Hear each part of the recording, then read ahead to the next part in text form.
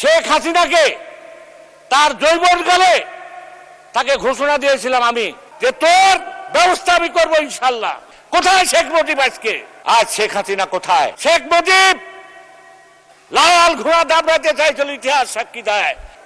শেখ হাসিনা অনেক কথা বলেছিলেন এই দেশের মানুষের সাথে, দেখবো দেখা যাবে কোথায় বিএনপি কোথায় জামাত।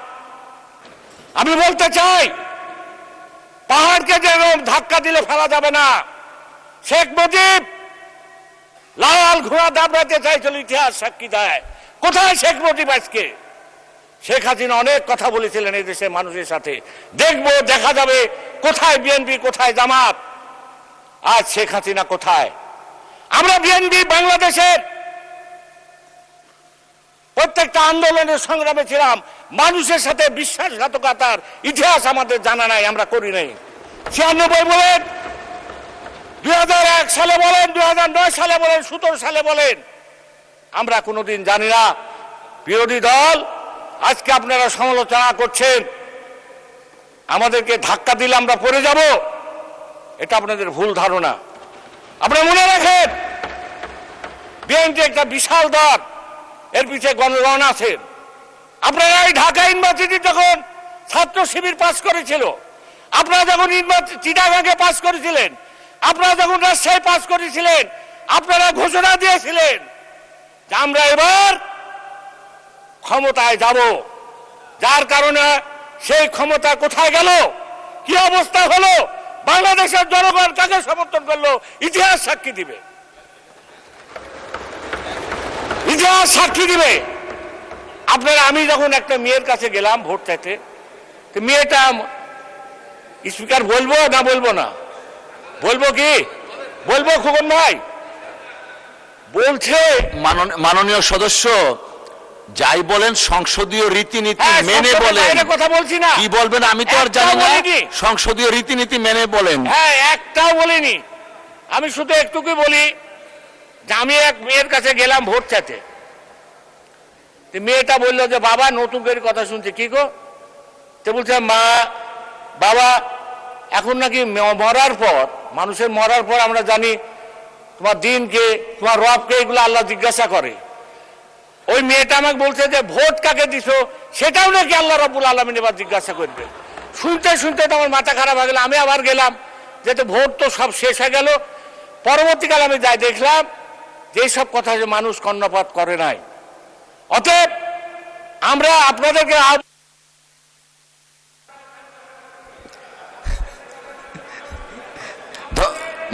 মাননীয় সদস্য মাইকটা তো লাগবে, একটু থামেন, মাইক চলে গেছে।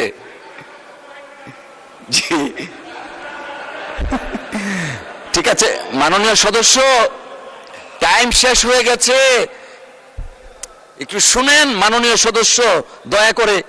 টাইম শেষ হয়ে গেছে, আপনাকে আরো 4 মিনিট সময় বাড়িয়ে দেওয়া হলো। ধন্যবাদ মাননীয় স্পিকার। আমি আপনার উদ্দেশ্যে বলি, আপনি আমার সাক্ষী। বাংলাদেশে শেখ হাসিনাকে তার যৌবনকালে তাকে ঘোষণা দিয়েছিলাম আমি, বাংলাদেশের প্রথম পুরুষ আমি, তাকে ঘোষণা দিয়েছিলাম যে তোর ব্যবস্থা আমি করবো ইনশাল্লাহ। যখন ম্যাডাম খালেদা জিয়াকে ওই পদ্মার থেকে ফেলে দিতে চাল, হুমকি দিল, ইউনূসকে পদ্মার থেকে বুড়িগঙ্গা থেকে ফেলে দিতে, তখন প্রথমে আমি ঘোষণা দিয়েছিলাম। তখনকার আমার স্থানীয় কমিটির সদস্য আপনাদের সেলিনা রহমান সহ জামালপুরে যত ছিল আমাদের বাবু ভাই টাবু ভাই সহ, আমি বিভিন্ন থানায় বিভিন্ন জেলায় 28টা জেলায় আমার নামে কেস হলো। আপনার জেলা তো আমার কেস ছিল, সাতক্ষীরা বলেন, সব জায়গায়, ঢাকা বলেন আর নোয়াখালী বলেন, কোনো জায়গায় আমার বাদ ছিল না, মুন্সিগঞ্জ, সব জায়গায় আমার নামে কেস ছিল। সেটা কি তো আমরা ভয় করিনি শেখ হাসিনাকে? এখন তো ভয় করার প্রশ্নই উঠে না, প্রশ্নই উঠে না। মাননীয় স্পিকার, আমি আপনার উদ্দেশ্যে বলতে চাই, আমাদের সেলিম ভাই কুমিল্লার মন্ত্রী, উনি এই আমাদের বিরোধী দলের বন্ধুরা বলেছেন, আমিও বলছি যে 15 বছর 20 বছর চাকরি করে যদি বেতন না পায়,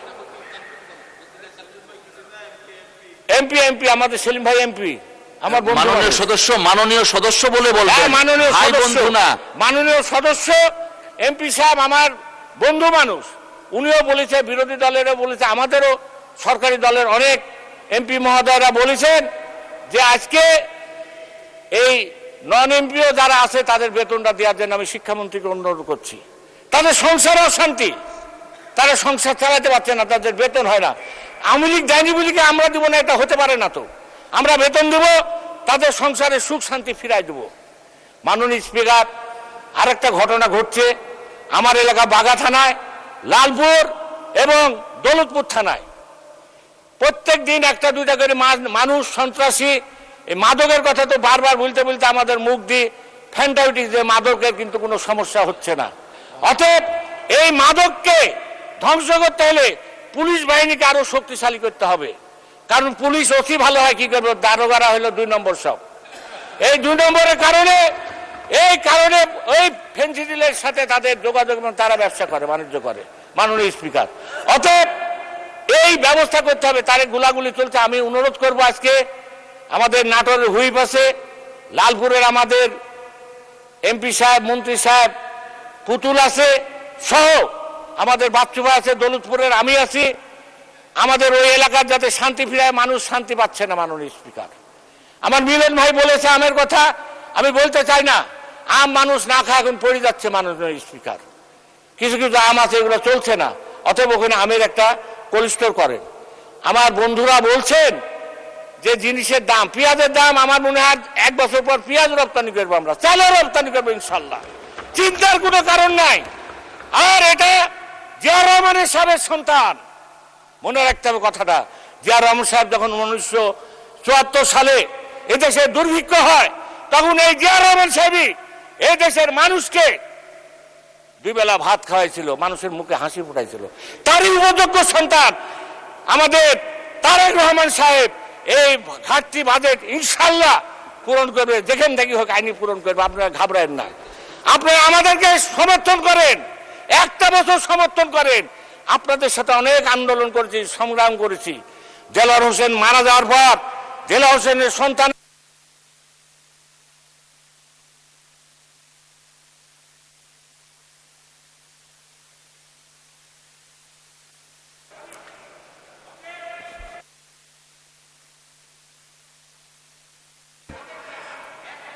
মাননীয় সদস্য, আপনার সময় উত্তীর্ণ হয়েছে, বসেন।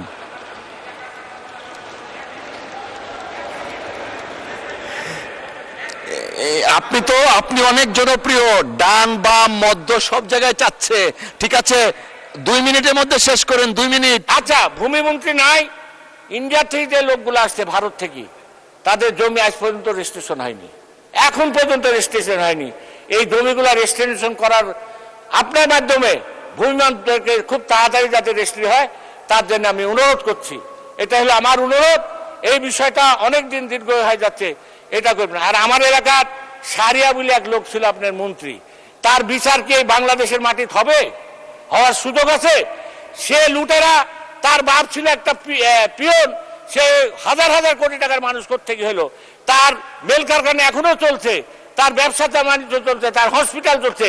এর বিচার বাংলার মাটিতে করতে হবে, তার ব্যবস্থা করতে হবে। সে রাশিয়ায় পালায় থাকলে তা আনার ব্যবস্থা করতে হবে। তার দ্বারা আমরা নির্যাতিত, তার কারণে আমার মাকে হারাইছি, আমার বউকে আমি দেখতে পারিনি। অতএব এই বিচার যাতে খুব শীঘ্র হয়, তার ব্যবস্থা করতে মাননীয় স্পিকার। আর আমার আরো কথা ছিল, আপনি সময় দিতে চাচ্ছেন না। হ্যাঁ, আর একটু বলি মাননীয় স্পিকার, আমি আপনাকে বলি, আমার এলাকার আমের সমস্যা, কৃষি ভূমির সমস্যা, রাস্তাঘাট নাই। এমপি ও শিক্ষকরা রোজ এসে আমার বাড়িতে কাঁদতে চায়, ভাত নাই, কাপড় নাই, বউ আইসি পর্যন্ত কামে। ওই জন্য আমি এই ব্যবস্থা। আর হসপিটালের অবস্থা তো সবাই বলে, আমার হসপিটালের অবস্থা সবার থেকে আরো খারাপ, চারঘাট বাগাত আরো খারাপ, এই বলার ভাষা নাই। আমি এইগুলার স্বাস্থ্যমন্ত্রী এবং স্বরাষ্ট্রমন্ত্রীকে অনুরোধ করব, বিশেষ করে আমি যে কথাটা বললাম, এটা আমার একার কথা না, এটা আমার মাননীয় সংসদ সদস্য আমাদের পুতুলের কথা, এখানে আমাদের বাচ্চু আছে, বাচ্চুর কথা, আমার কথা। অতএব এই ব্যবস্থাটা আমি অতি শীঘ্র দেখতে চাই। কেন জেনে কতটি সন্ত্রাসী আছে বাংলাদেশে, যখন থেকে গুলি করি, মারামারি করি, তারা এইভাবে ব্যবস্থা করে। ধন্যবাদ মাননীয় সদস্য।